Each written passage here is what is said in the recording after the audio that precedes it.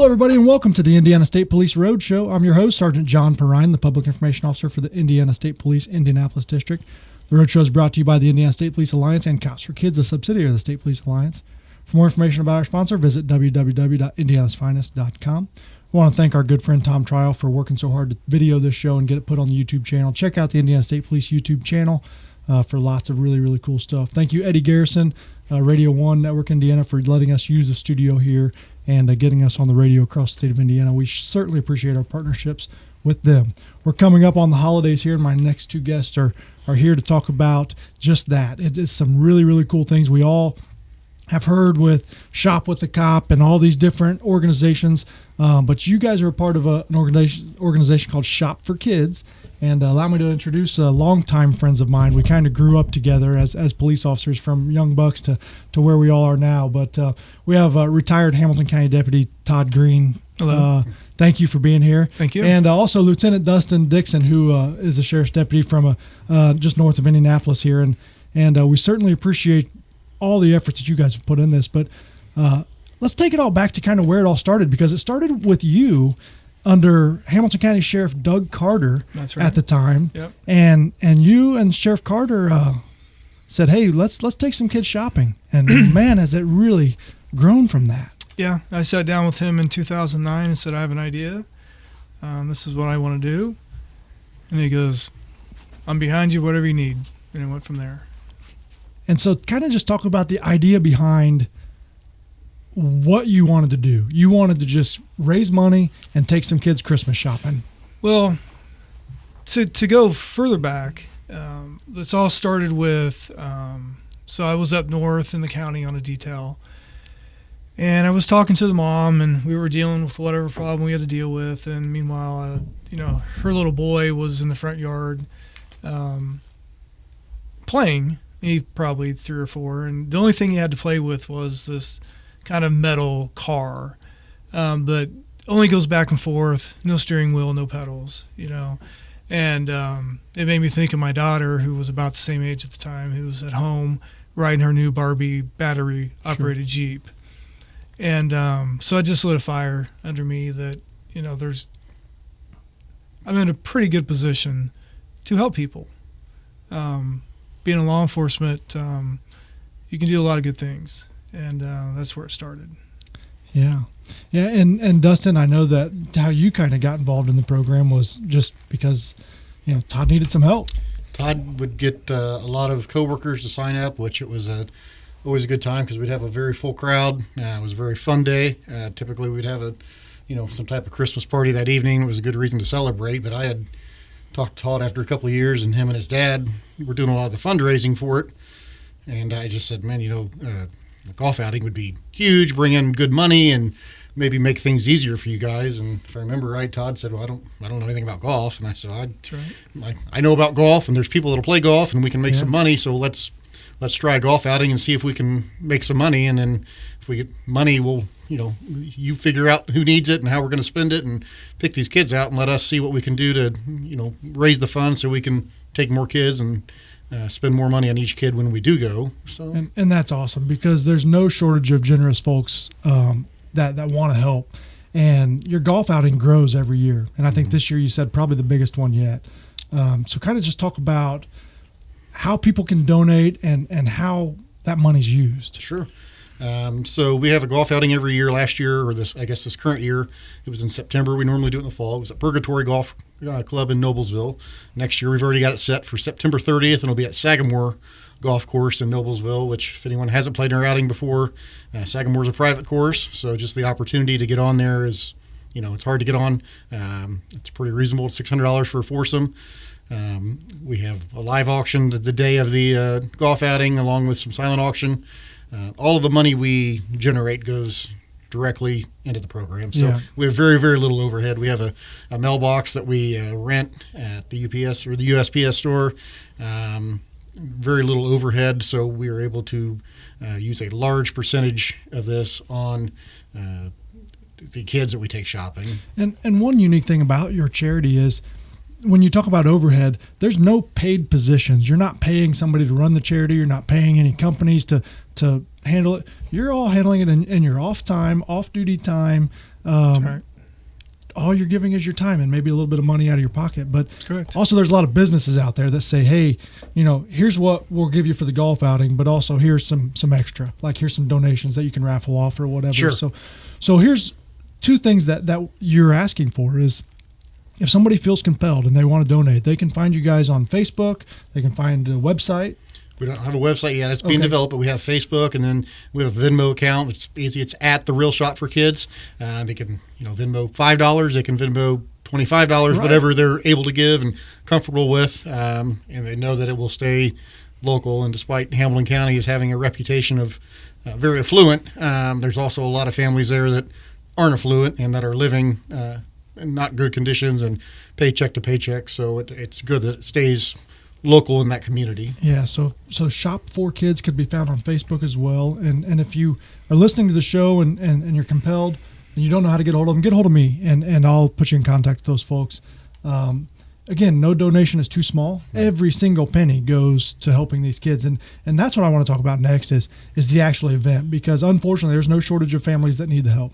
But I've been a part of many of these events, and I look forward to it only because of the humbling experience that it is, because these kids are just incredible. I mean, you would think that if you told a kid, hey, we're going to go to Target and you get $200 to spend, that they would just go nuts and buy the most ridiculous stuff.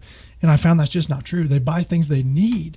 They buy things for other people. Yeah. And that's just the most heartwarming experience you could ask for. So talk about what the actual event, the day of, really is. Yeah, it's for all of us who want to give back, who want to help, see in real time these families that are there because they just need some assistance. Maybe they're having a bad year. Maybe they just need help 1 year or maybe multiple years. But my original thought process was, we bring them all together in that one day and we get all the officers that are going to go that one day. And then we get to sit and talk with them, before we go shopping. And that's probably the best part, is going around and talking to the kids and the parents. And before that day, I'd only talk to them on the phone. So then we can all put a face with a voice. And then when we get to Target, just see what we're doing for them and how it lights up their day and how the parents are so grateful. And it's always hard when I get a mom that comes up and is crying. Yeah. Because you don't want to cry. Sure. It's really hard. You're right. It's emotional. It sure is. It's very emotional, but you're doing the right thing. And it's just, I mean, we get together early in the morning with these families. Oftentimes it's the kids and the parents that go with us, and older kids, younger kids. It's a part of our families. I like my wife and a lot of the other deputies' spouses and trooper spouses come, and it's just a really cool event. We have breakfast together. Then they get to ride in our car, lights and sirens to the store. And then when the shopping comes, it's not just a free-for-all, but the kids are also given things they need. Hats, coats, gloves, socks, shoes. And so when we think about this and people giving their money, you're not just giving your money for us to go buy a bunch of toys and video games. These kids are buying things that they need. One memory that I have was my wife and I were shopping with a teenage girl, and the thing she was most excited to buy in the entire store was like good shampoo for her hair. Yeah. Like I would never even thought of that. Yeah. But that meant a lot to her, and it was really, really a cool thing to experience. Yeah, that happens every year. Little boy or little girl will be like, I really want to buy this for my brother or my sister because they don't have it and they really want it. Yeah. And the mom's always like, well, that'll take away from yours. You're 200, and I'm like, nope. Whatever you need to do, we'll swallow the price. It's fine. But let's get this done. Another thing we need to mention, Todd does an excellent job of vetting these families. So we work with, Good Samaritan Network. We work with the youth assistants in schools, and we really truly try to find those kids and families that no one can help this year. I mean, every organization's tapped out. They only have so many. So we really try to make sure we look for those that may have fallen through the cracks to make sure, everyone gets an opportunity to participate in something like this. So Todd has done an excellent job over the years of really trying to find those ones that need to be in the program each year. Yeah, because that's got to be probably the most difficult is making the pick, right? You don't want to turn anybody away, but sometimes it's tough. Just has to be done. It's tough for different circumstances. You have to have a cutoff, and it's tough. There's always only so much money and only so much volunteers that we have. I'd say yes to everybody if I could. Oh, absolutely, absolutely. And what's really cool about these events too is most of the police officers are asked to give their time, and none of us hesitate to do that. We really enjoy it. But also, when you get to that cash register and they go a little bit over that limit, it's not uncommon to see a police officer reach into their pocket and That's right. pull out their own debit card or credit card and That's right. and rack up the rest of it. Happens all the time. And that's really, really cool. I think something we can kind of relate to with state police is Eric Patton was a trooper for a couple of years before he went to Fisher's Police Department and ironically retired and owns Jack's Donuts. Several Jack's Donuts now, but he's probably one of the greatest cross athletes I've seen. But Eric's heritage, him and his wife own those, and they've donated breakfast every year I can remember.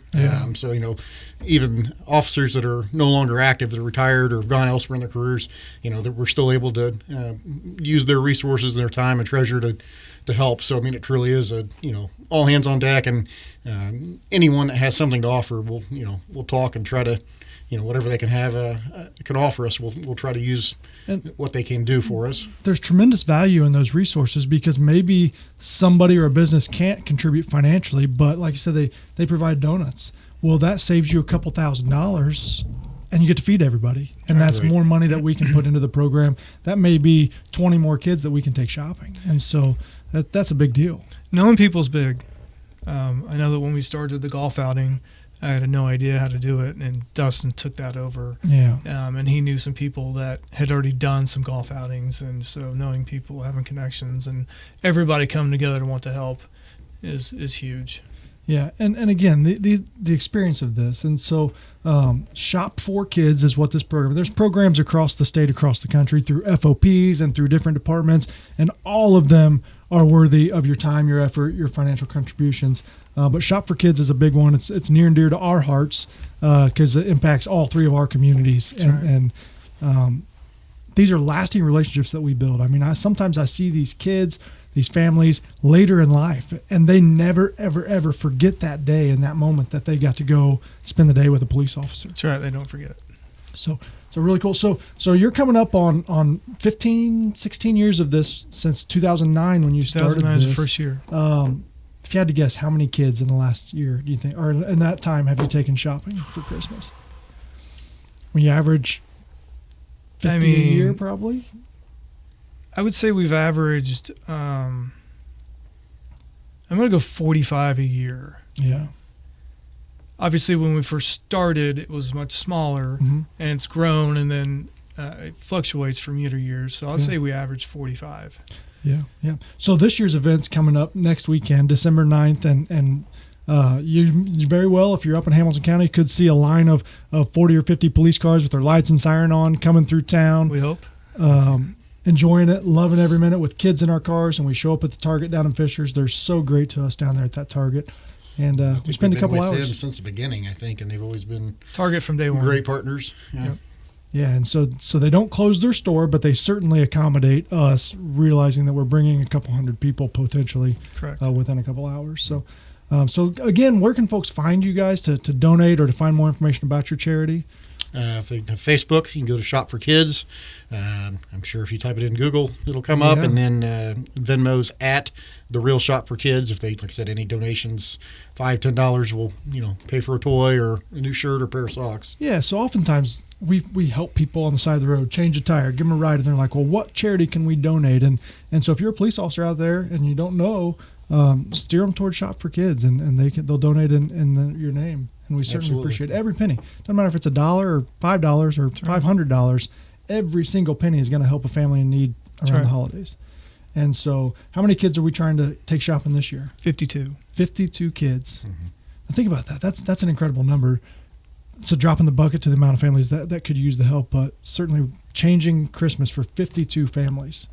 That's really cool. I think you're missing the folks there that aren't part of it but that see it, but that may trigger, they may just be there doing their grocery shopping on Saturday morning. They see this, and that triggers them to, donate to whatever cause is, tugs at their heart. So the ripple effect is positive. Certainly appreciate Dustin Dixon, Todd Green, Shop for Kids. The event's coming up. You can donate anytime all year round. Thank you, everybody, for tuning in to the Indiana State Police Roadshow. We'll catch you next time.